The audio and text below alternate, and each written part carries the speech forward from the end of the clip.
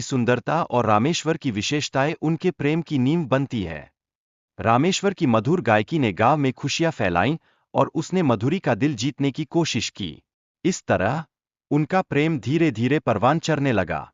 लेकिन समाज में चल रहे भेदभाव और आर्थिक स्थिति के कारण रामेश्वर को मधुरी के पिता से अस्वीकृति का सामना करना पड़ा। यह कहानी हमें धन के मेहनत और प्यार के संघर्ष की गहराइयों में ले जाती है। रामेश्वर ने अपनी मेहनत और संघर्ष से अपनी किस्मत को बदलने की ठानी। उसने मधुरी से वादा किया कि वह 7 साल में लौटेगा और अपने प्यार को साबित करेगा। उस वादे में एक गर्माहट थी जो उनके रिश्ते को और मजबूत करती गई। इस बीच सोहन ने रामेश्वर को विश्वास दिलाया कि वे एक ही दिशा में जा रहे हैं, जबकि उसकी मंशा केवल अपनी स्वार्थी इच्छाओं को पूरा करना थी।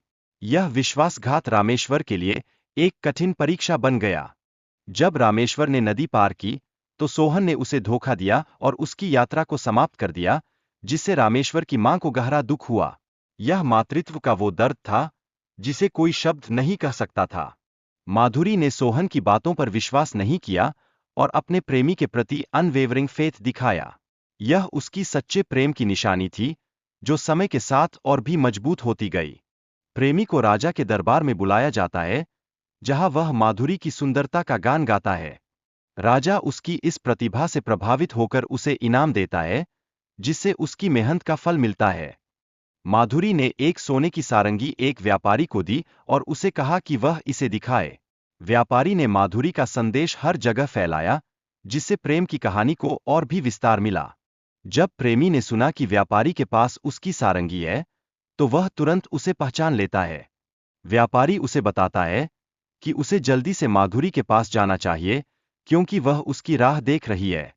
लेकिन घने जंगल में यात्रा करते समय प्रेमी और उसके घोड़े के साथ एक दुखद घटना होती है। प्रेमी गंभीर चोटों के साथ जमीन पर गिर जाता है और यह एक नई चुनौती का आरंभ करता है। हालांकि एक साधु उसे बचाता है और उसे अपनी कुटिया में ले जाता है।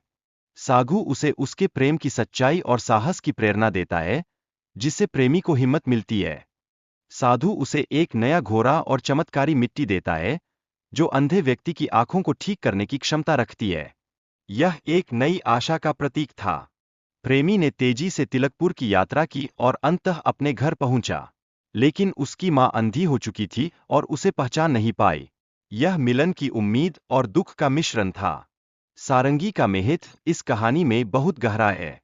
यह केवल एक वाद्य यंत्र नहीं, बल्कि प्रेमी के खोए हुए बेटे की याद और उसकी आत्मा का प्रतीक है। मां की निराशा और दर्द इस कहानी में प्रमुख भावनाएं हैं।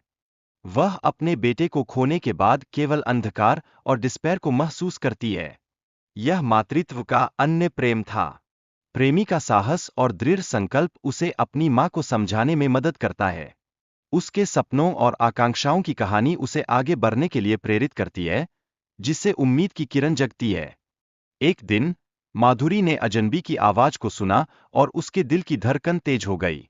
उसे लगा कि यह वह है जिसका वह इंतजार कर रही थी। इस पल ने उसकी कशिश को और बढ़ा दिया। अजनबी गाना गाने लगा और सभी लोग उसकी आवाज से मंत्रमुग्ध हो गए।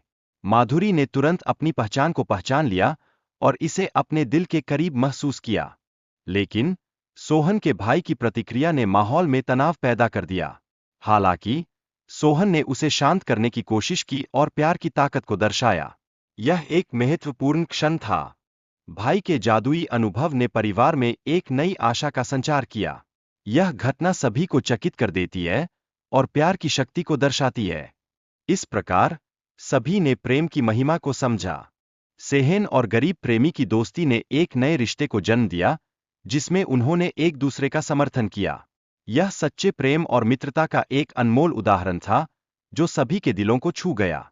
और अंत में कहानी का समापन विवाह के साथ होता है, जो प्रेम और परिवार के बंधनों को मजबूत बनाता है। यह सामाजिक सद्भाव और एकता का प्रतीक बनकर उभरा, एक नई शुरुआत की ओर।